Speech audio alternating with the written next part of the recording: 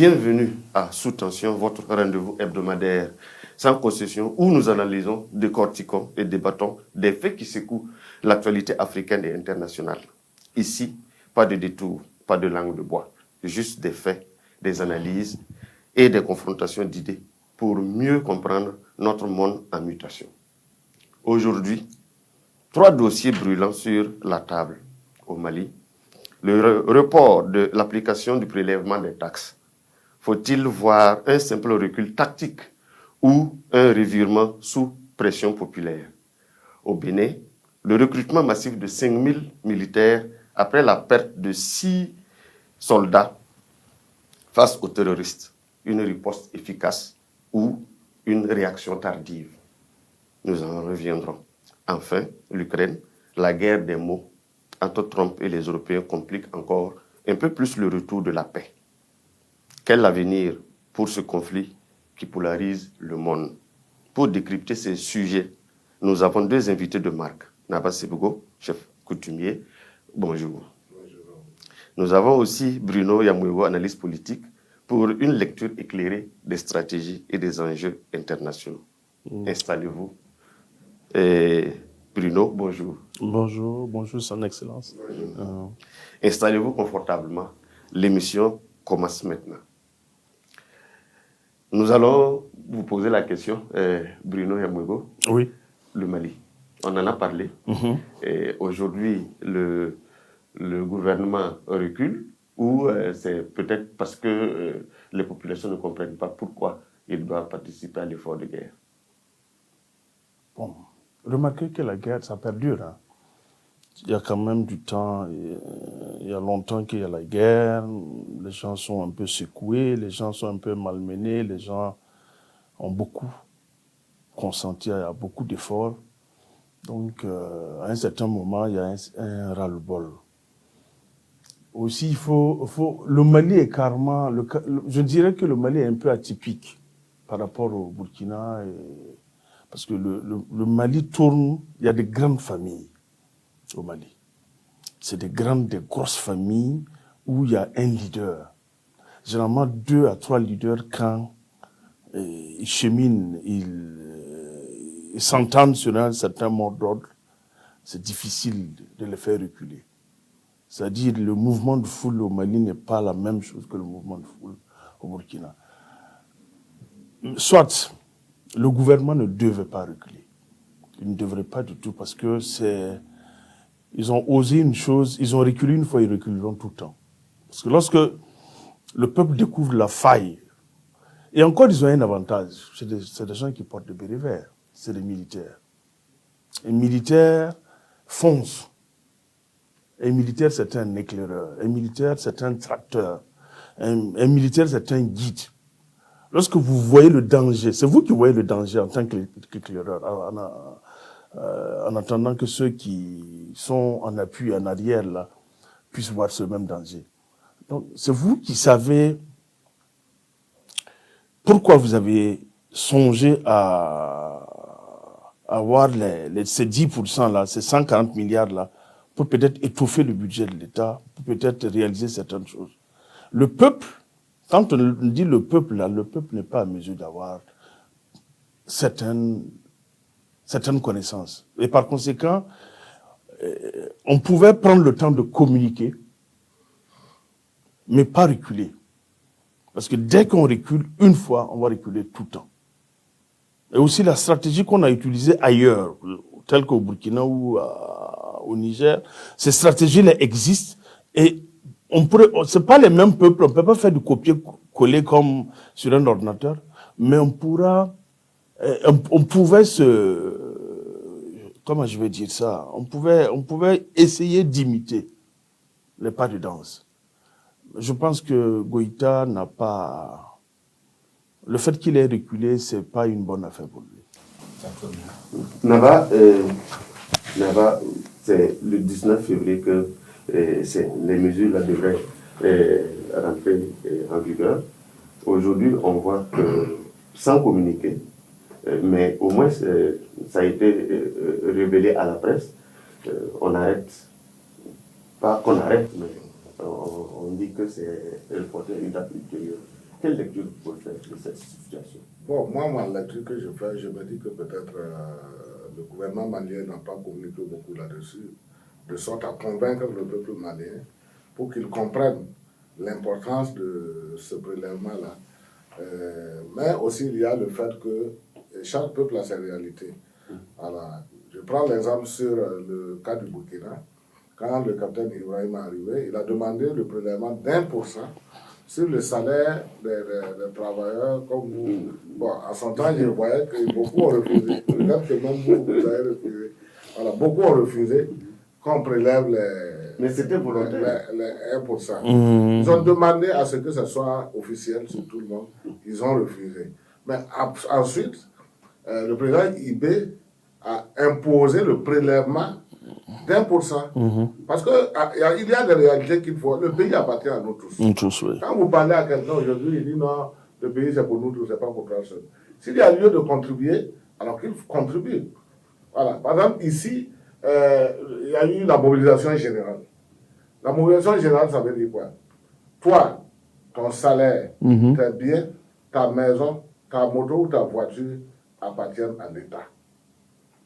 Je crois que à chaque moment, on peut réquisitionner. à tout moment, on peut venir te réveiller à minuit, te dire, monsieur Aristide, votre salaire de 500 000 ou de 200 000 là, nous allons acheter une Kalachnikov et vous remettre et vous amener au champ, au champ de bataille.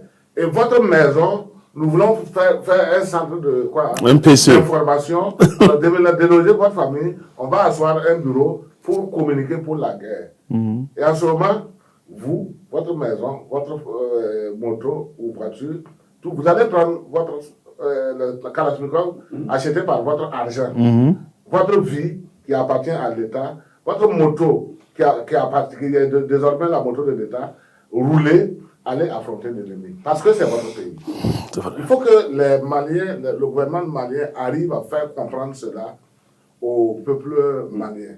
Parce que ici, quand on a voulu par exemple des VDP, le président a demandé 50 000 VDP. Il y a eu 90 000 qui Exact. Il faut que les Maliens atteignent ce niveau. C'est vrai qu'ils ont dévancé le Burkina dans la guerre, mais peut-être que la communication n'est pas aussi comme celui du Burkina. Sinon, il y a des mesures qui ne se négocient pas. Ça s'impose. Les pays ont été gérés par des politiques, par des religieux, pendant longtemps. Et aujourd'hui, nous sommes dans une bourbière où nous ne savons pas comment sortir. Alors, si des militaires n'ont pas passé par la voie des élections, et ils sont arrivés par les armes, qu'ils travaillent avec les armes, qu'ils travaillent en militaire. Tout le monde sait que quand un coup de feu s'éclate, les civils rentrent dans les maisons. Voilà, parce qu'il y a des garçons dehors censés protéger la cité, et tant que ces garçons ne vont pas retourner, nous, on ne doit pas sortir. C'est vrai. Donc, si le militaire vient, ce qu'il dit de faire, il faut qu'on le fasse. Parce qu'il a pensé au pays, il s'est dit, on va libérer le pays, et on l'a libéré le pays. Si pour la libération du pays, il faut payer cette bouteille d'eau qui coûte, par exemple, 300 francs, il faut la payer à 500 francs, il faut qu'on la paye à 500 francs. Voilà, c'est ce qui doit se faire. Si le sac de riz était à 25 000 et qu'ils veulent 2 000 francs là-dessus pour pouvoir acheter des armes pour combattre l'ennemi, il faut qu'on le fasse. Voilà. Un moment viendra où les choses vont encore reculer. Les prix vont baisser. Voilà. Mais si nous refusons aujourd'hui, au lieu de perdre les petits grains de riz que nous allons manger, nous allons perdre tout un pays. Ils n'ont qu'à voir, il y a des régions, des villages entiers, où les gens n'ont plus de maison pour dormir. Ils ne sont même plus dans les villages. Les villages ne les appartiennent plus. Leurs coutumes sont restées. Il y en a même qui ont perdu leur papa, leur femme là-bas. Il y en a, ils ont même pris leur femme. Au lieu que toi, tu acceptes être l'homme de l'État, c'est le djihadiste qui devient mari de ta femme. Donc moi, je pense le Malien doit comprendre que cette contribution-là, c'est pour sauver la nation malienne. Oui, mais quand on voit, par exemple, au niveau du Mali, c'est vrai qu'aujourd'hui, les 3 pays ne bénéficient plus de l'aide internationale. Les gens se sont dévoyés. Aujourd'hui, est-ce que le Mali peut rattraper ça pour permettre aux Maliens de pouvoir faire leur guerre comme nous, au Burkina Faso, ici, nous faisons notre guerre avec notre argent? Rattraper l'aide. Oui, Les pertes. Les pertes, oui. Bien sûr, bien évidemment. Le Mali est autant riche que le Burkina, autant riche que le Niger, voilà, sinon plus. Il y a des décisions courageuses qu'il faut prendre. Il y a des décisions éminemment politiques et éminemment courageuses qu'il faudrait que le chef de l'État, Assimi Goïta, s'assume. Il y a le sous-sol malien. Le Mali est plus peuplé que nous. Sur le plan du commerce, le Mali, sur le plan des affaires, le Mali est plus affairé, si on peut parler simple, que nous.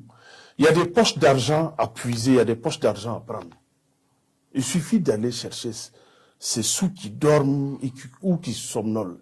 Mais au préalable, il faudrait un certain courage politique. Et il faut s'assumer, il faut se départir de certaines liaisons dangereuses. C'est-à-dire, le Mali, la proximité avec la religion ou les religions là, pourrait peut-être être un danger. Il faut s'en défaire. Il faut gérer le peuple. Le Mali est très difficile et très délicat. Hein, parce que le Mali, c'est vraiment... je ne dirais pas un peuple à part. Le Datigya, comme il le dit, c'est un peuple très, très solidaire et un peuple aussi discipliné que l'armée. Le chef, quand il parle, ça descend. Bon. Donc, il faut utiliser ces canaux-là pour communiquer, pour mobiliser, pour tracter les gens, afin de les porter des messages assez vigoureux et courageux pour les amener à encore plus de sacrifices. Et aussi au Mali, beaucoup ont volé, beaucoup ont pillé. Qui n'ont qu'à aller chercher cet argent s'il y a la possibilité. Il faut aller chercher l'argent. On a vu le fils du chef de l'État qui pouvait distribuer plus de 20 millions lors d'une cérémonie. On a vu. Oui, pour ne pas le citer. C'est les choses. Où est-ce qu'on peut trouver cet argent-là en tant que fils de chef, ou bien un salaire, un émolument dévolu au fils de chef de l'État. Il était maire. Un maire, par principe, n'a pas de salaire. Même ici, beaucoup ont vécu des parcelles, non? Donc, il va falloir que le gouvernement malien, le chef de l'État malien s'assume, prenne plus de courage, qu'il se débrouille. De toutes les façons, c'est eux qui sont venus prendre le pouvoir. Il a pris, il a donné, après il a repris. C'est parce qu'il a une vision. Nous voulons voir sa vision. Et il faut qu'il s'assume, il faut qu'il dirige. Parce que l'Africain n'est pas facile. On ne peut pas caresser tout le temps. Il va falloir mettre un peu le bâton, un peu de rigueur. Naba, comment on fait pour rattraper cette situation? Comment on fait pour rattraper cette situation? Il faut d'abord que le président malien comprenne qu'il sera le seul comptable de la période de sa gestion. Le peuple ne sera pas questionné. C'est lui. Alors aujourd'hui, qu'il ait imposé des mesures, qu'il ait forcé des gens à contribuer, quel que soit ce qu'il a fait, c'est au résultat que le peuple malien l'attend.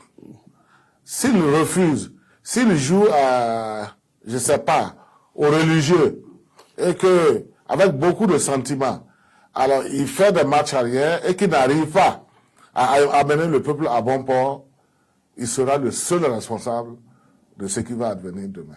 Donc, moi, je pense que il va falloir, à moins qu'il ait trouvé d'autres ressources pour compenser à ce qu'il voulait avec le peuple. Mais s'il ne l'a pas eu, il faut qu'il revienne au peuple, imposer. Mais Naba, lui-même, il avait dit, le manque à gagner, c'est 140 milliards. Voilà, peut-être qu'il a trouvé les 140 milliards ailleurs. Peut-être. Comment? Non, dans d'autres choses. Je ne sais pas. S'il ne l'a pas trouvé, pourquoi il recule? Parce que s'il ne l'a pas trouvé, le peuple doit donner. C'est le pays du peuple. Voilà. Donc, s'il ne l'a pas trouvé... Non, mais peut-être qu'en voulant prendre ces mesures-là, c'était précipité. Peut-être qu'ils veulent reculer pour mieux voir... C'est ça, j'ai dit. Soit ils ont reculé pour pouvoir mieux expliquer au peuple, parce qu'ils veulent d'abord expliquer. Sinon, dans des cas comme ça, vous imposez et vous expliquez en même temps le bien fondé. Et vous, pendant que vous expliquez, le peuple voit les réalités. Comme au Burkina, quand tu bois une bouteille de coca, tu sais que tu as mis 100 francs là-dessus. Le lendemain, tu regardes sur la route du Togo ou du Ghana, tu vois des chars, des tracteurs qui quittent le port pour rentrer au Burkina. Et toi-même, tu es content parce que tu sais que c'est toi qui as acheté. Quand je buvais Coca, là, voilà ce que j'achetais. Il faut qu'il arrive à montrer ça au peuple. Le peuple veut du concret. Voilà, du concret. Voilà contribuer. Il commence à contribuer, même si c'est par force. Et quelque temps plus tard, tu les indexes, voilà votre contribution là, qui vient. Quand les chars ou les tracteurs viennent, même des camions citernes et autres, chaque fois le président Ibrahim Traoré, il s'amène sur le terrain, ou bien il envoie quelqu'un qui dit au peuple, voilà. Et il dit même aux militaires, par exemple, quand c'est des armes, remercier le peuple de vous avoir acheté ces armes. Il a plusieurs fois dit ça. C'est vrai. Voilà. Une fois même, il a même dit, c'est le cadeau du peuple, cadeau de fin d'année. Du peuple, voilà. Du peuple à son armée. Donc ça veut dire que le peuple même est fier. Exact. Parce qu'il a contribué. Il faut amener le peuple malien à comprendre cela. Sinon, ils ont aussi souffert, ils ont plus souffert que le peuple burkinabé, puisque là-bas, la guerre a commencé avant. Oui. Bruno, en ce qui concerne ce que Nava nous disait tout de suite, c'est vrai que c'est aussi une vision, comme ce que vous avez eu à dire tout de suite, mais cette vision doit s'accompagner de communication. Vous savez... Parce que si, comme Nava a dit, si les Maliens, le peuple malien n'arrive pas à comprendre pourquoi on veut prélever 100 francs sur la fiche de paye, ça va être compliqué. Vous savez, nous avons été des cobayes. Dans chaque journal télévisé, dans les différents pays et de l'AES, là, il y a des plages AES. Donc, le peuple malien sait comment nous vivons. Ils savent que nous contribuons sur la boisson, sur les cartes téléphoniques, sur l'essence. De façon spontanée, il y a des gens aussi qui donnent. Donc, ils étaient plus ou moins préparés. Ils étaient plus ou moins préparés. Et on fait le bilan de tout ça chaque 3 mois. Exactement. Donc, il n'y a pas lieu de tergiverser à vouloir communiquer. Et encore, nous ne sommes pas dans un contexte où il faut tout le temps communiquer. Quand on parle trop, on perd la valeur de la parole. Un chef, ça ordonne et ça donne dos. Ce qui va se faire là, ça se fera dans son dos. Les grimaces, les insultes et autres. Mais le résultat là. Le résultat, comme Nava dit. Voilà, c'est au résultat. Exactement, au pied du mur. Qu'on jugera le maçon. Donc on va attendre, on va suivre aussi l'actualité là-bas pour savoir comment le gouvernement va réagir par rapport à ça. Et si il y aura un communiqué ou une conférence de presse pour pouvoir expliquer réellement pourquoi il y a eu comment on appelle, la reculade. Voilà. Donc, on reviendra là-dessus la semaine prochaine certainement. Plaisir. Donc on va faire un arrêt sur le Niger parce que il vient de finir les assises et les participants ont demandé à ce que le président puisse présider à la destinée de la nation nigérienne pendant 5 ans. Un commentaire rapidement pour qu'on puisse passer. Oui. C'est un minimum, c'est un minima, 5 ans renouvelables. Tiani, désormais général d'armée, donc il est au plafond. Même chose que Gota, il a toutes les franchises maintenant pour piloter son peuple. Donc les assises ont concerné toutes les sensibilités du pays, sauf que bon, les partis politiques n'existent pratiquement plus. Et c'est la bienvenue d'ailleurs, parce que le problème de nos pays, là, c'est toujours venu de la minorité. Quand je dis de la minorité, c'est les partis politiques. C'est des bureaux politiques qui ne peuvent même pas remplir une salle de classe qui malmènent le peuple. Cette fois-ci, eux, ils ont pressenti, ils ont senti la chose, ils les ont écartés. Moi, je trouve que à Niamey aussi, c'est au pied du mur qu'on jugera Tiani sur toute son équipe. Donc les assises se sont bien passées, ils se sont accordés. On attend de voir ce qui va se passer. Et Nava, 5 ans, ça ligne sur le Burkina. Oui, c'est un mandat économique. Un mandat sans élection. Un mandat sans dépenser. Et d'autres phrases. Et sans élection. Peut-être bouillir du riz avec quelques bœufs pour qu'on alimente l'assise et puis Et le le mandat est photocopie. acquis.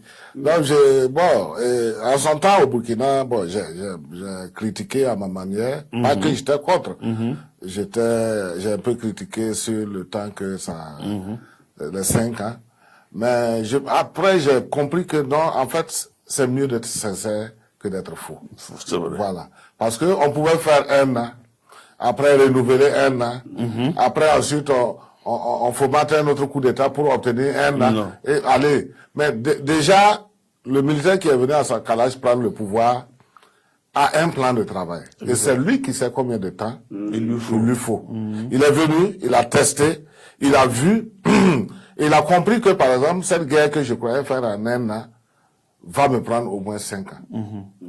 Alors, s'il demande 3 ans, c'est qu'il est faux. Mais s'il a demandé 5 ans... Mais c'est pas lui qui a demandé pour le Niger. Je vous dis quand même, quand les assises te donnent ce que tu voulais. Oui. Ce que toi-même tu as voulu. Tu as demandé, Ils oui. savent ce que tu veux. On ne donne jamais à quelqu'un ce qu'il ne veut pas. Si on me donne 5 ans, si je ne veux pas, je dis non, c'est trop. Je veux 1 an. Parce que donc, si vous avez accepté les 5 ans, ça veut dire vous-même, vous avez voulu 5 ans. 5 ans, oui. L'assise, nous, on sait ce que c'est. C'est pour colorer la chose. C'est une messe. C'est une messe pour bénir les 5 ans qu'on vous donne. Donc, ça veut dire même au Burkina, c'est pareil.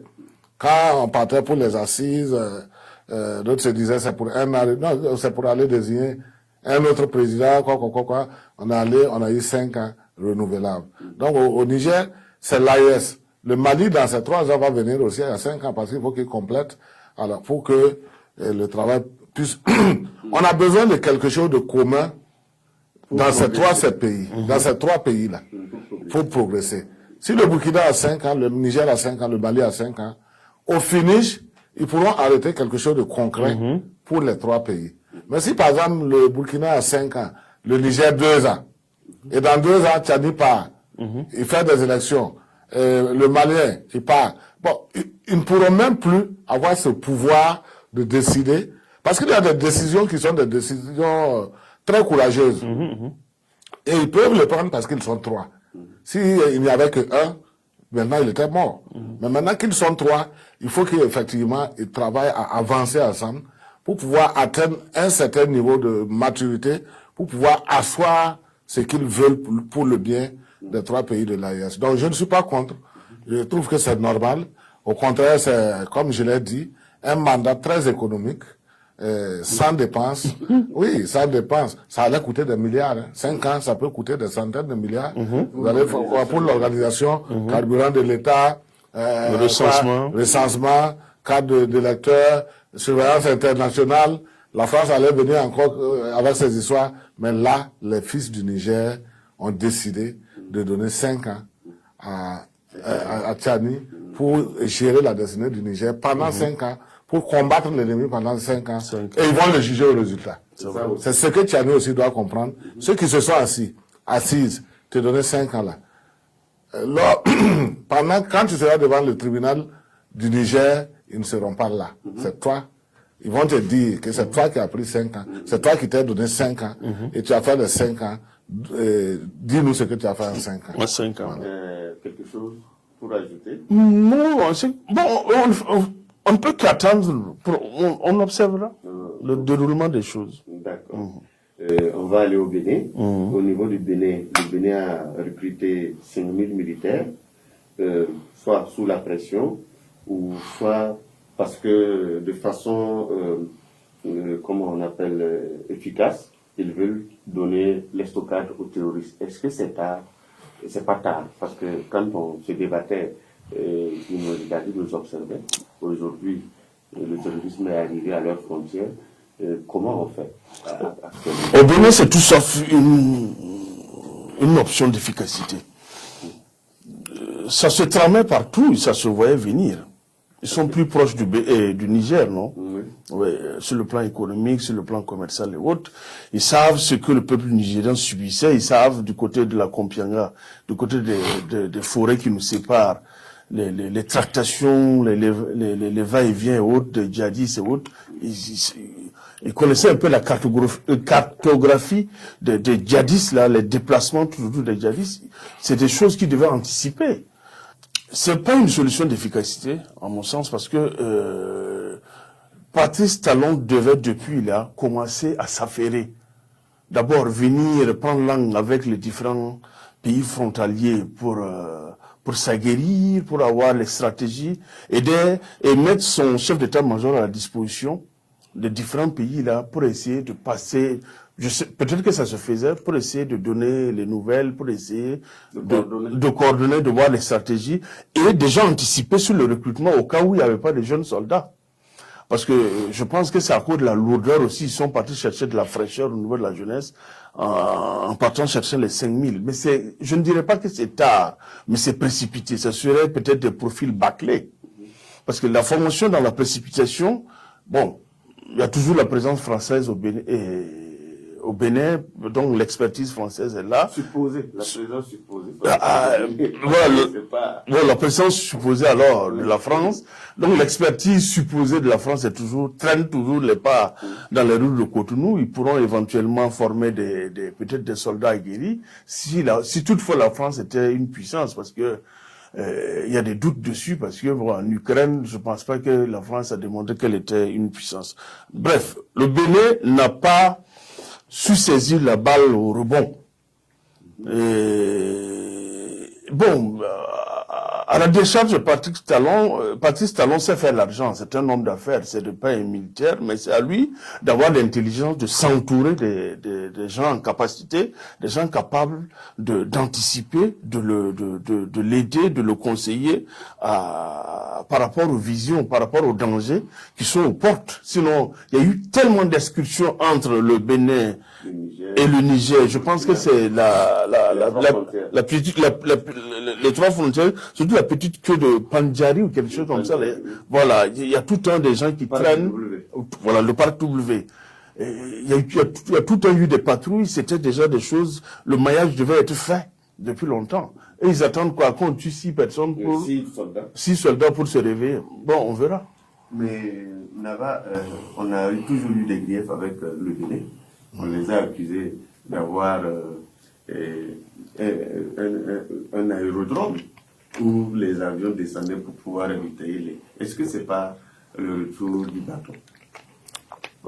Par rapport à leur recrutement? Non, par rapport aux 6 soldats qui sont morts exécutés là. Non, on ne peut pas... Pourquoi les touristes vont attaquer encore? Le terroriste n'a jamais été ami de quelqu'un. Tu lis amitié avec lui, s'il sort, s'il ne trouve pas de proie, c'est toi qui deviens sa proie. Le terroriste qui vient au Burkina, Dieu merci, le Burkina a des drones qui arrivent à beaucoup les éliminer par les airs. Alors, s'ils trouvent que l'espace burkinabé est dangereux, ils retourneront chercher leur sang au sein du Bénin, voilà, qui n'a pas encore cette couverture. Mais ce que moi je veux dans cette histoire est que les Béninois comprennent. Peut-être qu'ils comprennent, mais leur président ne comprend pas. Que la France n'a jamais été efficace. La France a fait le Burkina. Il s'est avéré que la France a été très inefficace. On les a mis à la porte. Voilà. Le Niger, pareil. Alors, le Tchad, pareil. Et même ceux qui hébergent aujourd'hui l'armée française font semblant de les avoir chassés pour pouvoir se donner un autre visage voilà, à l'opinion publique. Donc, qu'ils comprennent que la France est inefficace et que le Bénin aujourd'hui n'avait pas besoin de 5000 hommes. 5000 hommes, c'est très peu. Ils n'ont qu'à demander au Burkinabé. Ils ont demandé 50 000 hommes, 90 000 hommes est venu, mais ça n'a pas suffi, on continue à recruter. Donc 5 000 hommes, c'est très peu. Si le Bénin veut réellement rentrer dans cette danse pour la paix, alors qu'elle renoue le lien avec ses voisins. Ça c'est un, pour pouvoir mener un combat commun avec ses voisins. Parce que ce combat-là, ça ne peut pas se faire individuellement. Si vous les chassez au Burkina, ils seront dans un autre pays. C'est comme ça. Aujourd'hui, le Burkina est en train de les chasser. Le Niger les chasse. Ils vont aller où? Ça veut dire, au finish, là où on les forme, là, c'est là-bas ils vont rester. Pour dégager Tchani, le Bénin et la Côte d'Ivoire étaient au niveau de la CEDEAO. Oui, je viens. Donc aujourd'hui, ce que le Bénin a fait, c'est de dégager l'armée française, c'est de renouer avec les pays de l'AES et avoir une vision commune avec les pays de l'AES, que de compter sur cette armée fantôme en attente de la CEDEAO, en attente qui devait aller déloger Tchadine. Moi, j'aurais souhaité que l'armée CEDEAO aille effectivement au Niger. Ça allait être un grand deuil pour la CEDEAO. Aujourd'hui, si le Bénin, qui a été le maître d'ouvrage de la bataille de Tchani, le propriétaire même de l'armée, comment dire, en attente, a un problème avec des terroristes, et cette armée en attente-là ne peut pas venir ne serait-ce que par solidarité, aider le Bénin pour que le Burkina et le Niger comprennent qu'effectivement la CEDEAO a une armée en attente. Et c'est le Bénin qui va se mettre à recruter 5000 personnes qu'il va former, ou bien faire former par la France. Celui qui forme le terroriste forme en même temps tes hommes, ça ne peut pas aller. Mais c'est des suppositions. C'est pas avéré. Non, Tchani a donné des précisions. Tchani a donné des précisions. Il y a des cas qui se sont passés là-bas. Même des Béninois témoignent. Même des Béninois témoignent. Ce n'est pas une accusation venue d'ailleurs. Ce qui se passe au Bénin n'est pas du goût de tous les Béninois. Voilà. Même au sein de la politique, quand vous écoutez, il y en a qui, la majorité même n'est pas d'accord avec Talon. Et c'est son arrogance qui fait qu'aujourd'hui, nous sommes là, nous sommes obligés, heureusement que nous-mêmes nous tuons les terroristes. Si on se mettait à les chasser seulement, et à bien garder notre territoire, alors le Bénin allait être envahi maintenant. Donc je me dis que il a à mettre l'armée française dehors, comme a fait le Tchad, renouer avec ses voisins, parce que ça c'est une obligation, renouer avec l'AES et avoir une vision commune de comment combattre l'ennemi, et on pourra avancer comme ça. Est-ce à dire qu'aujourd'hui, avec ce qui se passe au Bénin, les attaques des terroristes, le terrorisme se déplace vers le golfe de Guinée? Oui, lorsque du côté du Sahel ici... Est-ce qu'ils n'ont pas besoin, supposons que ces terroristes n'ont pas besoin de débouchés maritimes pour pouvoir aussi faire des... Peut-être cette débouchée maritime, ou peut-être les terroristes, là, les djihadistes ont besoin de sentir une certaine faiblesse là où ils pourront s'éterniser. Parce que du côté s'installer. Parce que du côté du Sahel ici, ils ne peuvent pas, ils peuvent même pas somnoler. Ils n'ont pas le temps de monter du thé, d'être des fakirs et tuer des bêtes. C'est fini, c'est désormais, c'est la pourchasse, c'est la poursuite, nuit et jour. Et le Bénin même, je pense que au lieu que certains jeunes béninois se promènent vendre les médicaments dans les rues, il va falloir les rappeler pour les former. Oui, va falloir les rappeler parce que c'est la main d'œuvre, c'est des soldats. Quand vous voyez les jeunes qui se promènent, qui vendent les médicaments que nous venons du Bénin, qui vendent les portefeuilles et autres là, ils n'ont qu'à rentrer, on va les former. On va les former parce que ça c'est carrément des bataillons. Donc les djihadistes ont compris une chose, la sévérité, la rigueur avec laquelle du côté Sahel on les traite là. Il faut repartir vers le mou. Là où c'est facile de s'installer, et notamment ils ont osé, le Bénin et le Togo ils ont essayé, comme son excellence l'a dit, le Togo c'est NAES, titubant ou somnolent ou de toutes les façons le Togo est presque dedans. Donc c'est le Bénin maintenant, ils vont essayer de s'installer, la forêt aidant. Oui, mais il est difficile de manœuvrer aussi au niveau du parc du W. Parce que de toute façon, il y a eu des informations que notre président avait données en disant, quand il est passé à la radio nationale, face au Burkinabé, il avait dit qu'on a arrêté des gens qui avaient des numéros de pays étrangers au niveau de la forêt, en parlant peut-être en sous-main du Bénin, et qui utilisaient ces numéros-là pour pouvoir communiquer. Mais ils allaient trouver une solution. Est-ce que, je vais revenir à toi tout de suite, une réaction rapide. Est-ce que ça ne veut pas dire qu'aujourd'hui, il faut que les Béninois parlent avec les pays de l'AES? C'est ce que je disais, il faut impérativement que le Bénin parle avec les pays de l'AES, trouver des accords, mais on ne peut pas s'accorder tant que le Bénin émerge l'ennemi de l'AES. Aujourd'hui, l'ennemi, sur le plan militaire de l'AES, c'est pas le djihadiste d'abord, c'est la France. Vous avez parlé de débouchés maritimes ici. Les terroristes n'ont pas de débouchés. Est-ce qu'ils ont un pays? Est-ce qu'ils ont un territoire? Mais comment ils sont armés? Parce qu'aujourd'hui, celui qui héberge l'ennemi de l'AES est celui qui fournit des armes et du matériel à l'ennemi. Et tant que tu pourras fournir du matériel à l'ennemi, tu ne peux pas être un ami. S'il y a des aérodromes où il y a de l'armée française chez toi, qui peut... de plus en plus de drones. Voilà, de drones. Hein, et qui passent peut-être même par ton pays pour livrer, pour servir les ennemis, tu ne peux pas être ennemi. Soit tu acceptes te mettre dans les conditions de l'AES, foutre l'armée française qui fournit le matériel aux terroristes, les foutre dehors, ça coupe déjà le ravitaillement. Alors, travailler de sorte que au niveau de ton port, tu puisses avoir un bon contrôle pour ne pas que du matériel de guerre passe, tomber aux mains de mauvaises personnes. Et secondo, tu renoues le dialogue. S'il fait ça, il n'a pas besoin même d'aller au Niger pour demander à discuter. S'il chasse l'armée française, aujourd'hui, demain, il appelle le président Tchani. Le président Tchani même va l'appeler pour féliciter. Ibe va l'appeler pour féliciter.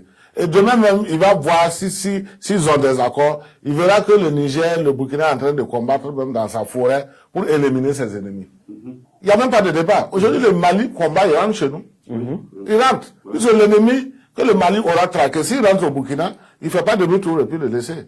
Il le poursuit jusqu'à l'abattre. Ce que le Burkina fait avec le Mali aussi. Et demain, le Niger, si le Bénin se met dans la danse, ça sera comme ça. Et en ce moment, l'ennemi va rentrer où? On n'aura plus d'ennemis. Aujourd'hui, un ennemi togolais est un ennemi burkinabé. Parce qu'au moment où cette CEDEAO de Talon et de Ouattara nous a privé d'eau à boire, nous a privé de médicaments, nous a privé de l'accès à la mer, ce que Dieu a donné à nous tous, ce qui est interdit. Voilà, parce qu'il y a des conventions. Au moment où le Talon, son CEDEAO et son armée en attente, et Ouattara, nous ont privé, le Togo a été le seul pays à avoir pitié de nous pour nous donner à boire et à manger, pour nous permettre de venir chez lui, prendre le peu qu'il a pour venir aussi nous défendre contre nos ennemis et pouvoir nourrir nos familles. Le médicament pour nous soigner. Donc aujourd'hui, je peux dire que l'ennemi du Togo est immédiatement l'ennemi de l'AES. Voilà, que le Togo soit AES ou pas, il est l'ami de l'AES. D'accord. Donc on va suivre l'évolution au niveau du Bénin pour savoir ce qui se passe. Mais vous avez déjà donné la quintessence des idées que vous avez réunies. On va aller en Europe, en Ukraine. La guerre des mots entre Trump et les Occidentaux se complique. Tous les jours, il y a des passes d'armes. Trump n'arrive pas de sobriquer et de tous les noms d'oiseaux qualifiés Zelensky, dont Nava disait dans notre émission passée, c'était l'ennemi de l'Afrique, l'ennemi de l'AES. On arrive, mais c'est vraiment compliqué parce que Trump ne peut pas voir l'Ukrainien sur la table de négociation. Et demain, lundi, Macron et le Premier ministre britannique doivent se retrouver à Washington pour échanger avec Trump. Est-ce que vous ne pensez pas que Trump risque de les ridiculiser par rapport à cette situation? Ce qui est souvent revenu tête baissée. Dieu merci, Trump il est semblable au président de l'AES. Il ne mâche pas ses mots. Alors, ils vont revenir chez eux, tête baissée, ils vont regretter d'être allés rencontrer Trump. Parce que Trump a bien dit, vous n'aurez pas une seule place, une seule représentation dans les négociations. Parce que vous avez eu 3 ans et vous n'avez pas cherché la paix. Effectivement, quelqu'un qui veut la paix et quelqu'un qui ne veut pas la paix ne peuvent pas s'asseoir sur la même table. Parce qu'il est venu pour gâter. Moi, je veux la paix. Toi, tu as eu 3 ans, tu n'as pas voulu la paix. Moi, en un mois, peut-être moins d'1 mois, je veux déjà la paix. Alors, il faut qu'on t'écarte pour que moi, je puisse travailler pour ma paix. Sinon, tu viendras gangréner encore mon chemin de paix. Donc, je crois que les Européens, ils n'ont qu'à chercher un coin s'asseoir, De toute façon, le territoire ukrainien est devenu un territoire d'essai. Chacun a essayé ses armes. Alors, ceux qui ont survécu. Et la paix, impérativement, reviendra. Zelensky même mérite d'être arrêté. Au lieu de vouloir même participer, il mérite d'être arrêté. C'est parce que c'est eux. Comme eux, ils le prenaient comme des animaux. Le président français Macron a martelé plusieurs fois que le Mali doit aller aux élections. Pendant que la guerre était au Mali. Le Mali doit aller aux élections. Aujourd'hui, il dit non, Zelensky ne doit pas aller aux élections parce que son pays est en guerre. Alors, vous voyez ce qui se passe? Et ces gens de personnes, comment vous voulez même qu'ils participent à des débats? Au moins, Dieu nous a permis d'avoir un grand homme comme Trump, à mesure d'asseoir les faux grands types là, et les ridiculiser à un certain niveau, que nous, Africains, on comprenne même que nous valons mieux qu'eux. Voilà, aujourd'hui, Macron est le dernier de tous les politiciens et le plus grand nulard du monde. Voilà.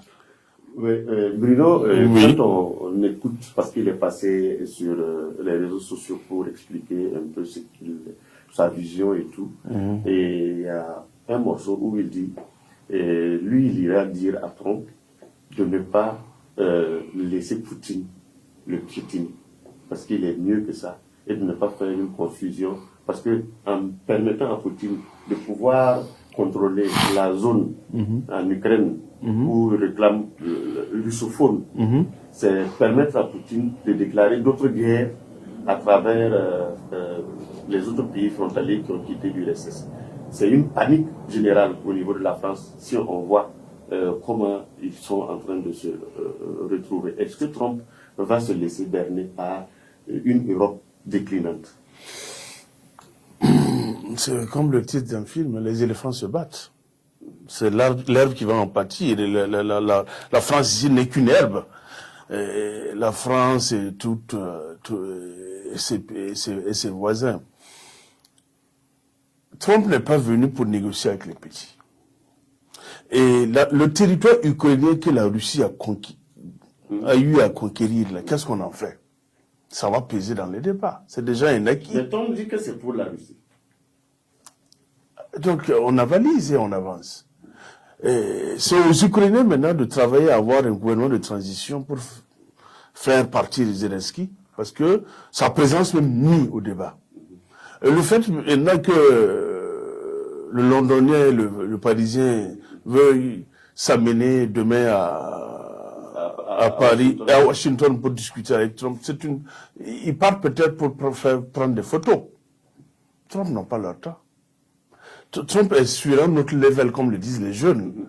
Voilà, il préfère peut-être communiquer avec Poutine que de discuter avec Macron. Qu'est-ce que Macron peut dire à Trump? Qu'est-ce que le Londonien peut dire à Trump? Je ne vois pas. C'est fait, c'est déjà plié. Les 4e et 5e puissances mondiales.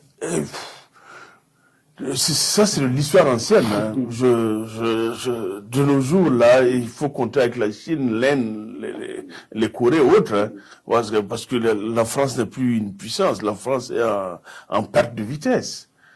Macron, d'ailleurs, n'est pas mieux que Zelensky. Macron est chef de l'État de quel pays? Il ne vaut plus rien. On l'a décimé. On l'a cisaillé. Il ne pèse plus rien. C'est parce que c'est pas respect pour la Constitution, on le laisse faire c'est une petite transition pour l'amener vers la porte de sortie. Sinon, Macron, qu'est-ce qu'il vaut actuellement en France? On dit que l'Ukraine doit payer l'argent que les Américains ont eu à verser à l'Ukraine pour la guerre en contrepartie des terres. Est-ce que c'est pragmatique? C'est pragmatique. L'Amérique ne peut pas prendre l'argent des citoyens américains, l'impôt des citoyens, aller jeter en Ukraine. Parce que la guerre, c'est quoi? Si je peux, je fais. Si je ne peux pas, je laisse. Vous êtes plus fort que moi. Je veux m'affronter à vous. Je regarde vos muscles. Vous allez me casser le visage. Je dis, bon, mon frère, on laisse tomber cette bagarre. Même s'il faut payer pour que tu laisses, je paye. Mais si j'affronte, ça c'est du harakiri. Ça veut dire que les Ukrainiens, comment dirais-je, Zelensky est allé affronter plus grand que lui. Et maintenant, il appelle les autres de venir au secours. Ceux qui viennent au secours, ce qu'ils dépensent, c'est toi qui payes. Alors, c'est toi qui payes. Donc, aujourd'hui, il a vendu l'Ukraine. Alors, après l'Amérique, quand l'Amérique prendra sa part, sûrement que l'Angleterre aussi demandera sa part. Tout le monde, la France va demander sa part. Tous ceux qui ont soutenu vont demander leur part. Parce que c'est pas gratuit. Depuis le début de tous les guerres que vous avez vues, la participation des Français, la participation des Américains ont toujours été remboursables. Même en Irak, ça a été remboursable. On vient vous faire la guerre et votre pays doit payer. Ça, ils sont venus faire essai de leurs armes. Ils ont eu le temps de venir savoir qui est le super puissant. Mais maintenant, toi, tu dois rembourser leurs essais. Même s'ils étaient venus te faire la guerre, si les Américains étaient venus te faire la guerre, ton pays doit rembourser. C'est que eux, ils ont balancé comme bombe chez toi, puisqu'il y a toujours un complice qui a demandé de venir. Voilà, quand il prendra le pays, tu payes. Donc l'Ukraine doit, mais s'ils n'ont pas l'argent pour rembourser, on va scinder le pays là.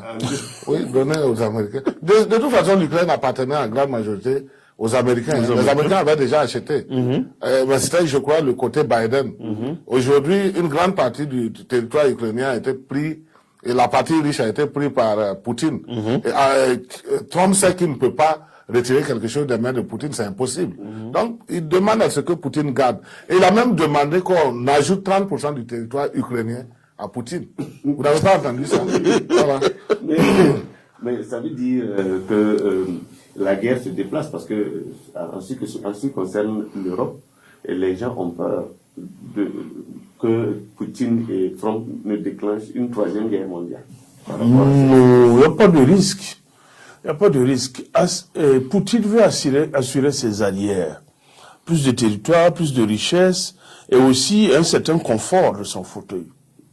Et il demande à Trump de ne pas permettre à l'Ukraine de rejoindre l'OTAN. L'OTAN. Oui, parce que si l'Ukraine fait partie de l'OTAN, ça veut dire qu'il y aura les armes de l'OTAN à la frontière. Quoi de plus normal, c'est plus sage. Donc c'est entre grands, ils vont régler ça comme... ça va pas poser de problème, ça posera aucun souci. Trump sait ce qu'il va faire de l'Ukraine. Déjà, Poutine est clairvoyant dessus.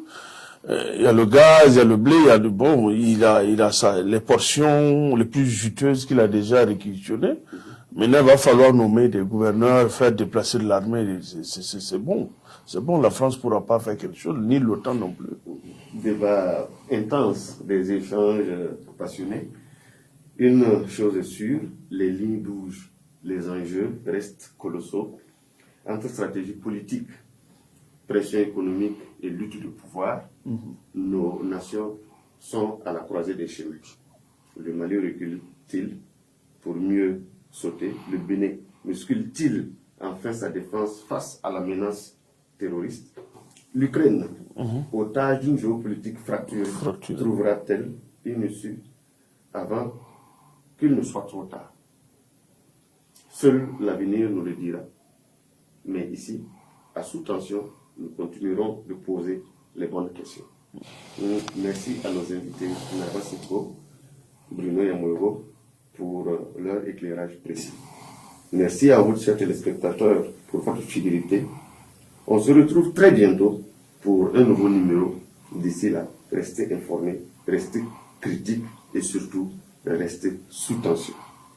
Merci.